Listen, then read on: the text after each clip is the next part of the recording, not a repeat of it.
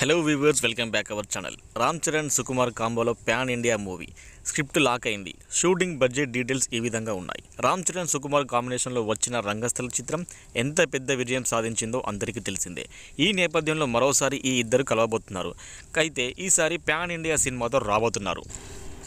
ఇక రంగస్థలం అప్పట్లోనే నాన్ బాహుబలి రికార్డును క్రియేట్ చేసింది. రామ్ చరణ్ని కొత్తగా ఆవిష్కరించిన చిత్రం ఇది. అయితే అదే సమయంలో సుకుమార్ కాస్త దిగవచ్చి సినిమా చేస్తే ఎలా ఉంటుందో ఈ చిత్రంతో చూపించారు.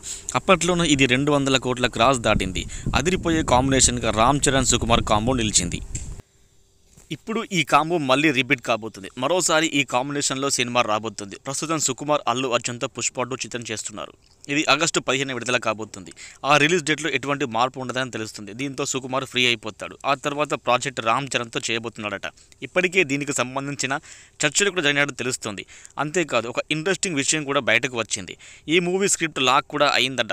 డేట్స్, బడ్జెట్ కూడా ఫైనల్ అయిపోయింది అంటున్నారు. ఈ కాంబినేషన్లో చాలా రోజుల క్రితమే ఫిక్స్ అయిందని, పుష్ప 2 పూర్తయిన తర్వాత దీనిపై వర్క్ చేయబోతున్నారని సమాచారం. అక్టోబర్ నుంచి ఈ మూవీకి సంబంధించిన ప్రీ ప్రొడక్షన్ వర్క్స్ కూడా స్టార్ట్ చేయబోతున్నారట. ఇక ఇది ప్యాన్ ఇండియా మూవీగా తెరకెక్కనుంది. భారీ బడ్జెట్తో రూపొందిస్తారని తెలుస్తుంది. బడ్జెట్ని ఏకంగా 400 కోట్ల ఎస్టిమేట్ చేసినట్టు టాక్. ప్రస్తుతం ఈ సోషల్ మీడియాలో ఈ వార్త అయితే చక్కర్లు కొడుతుంది.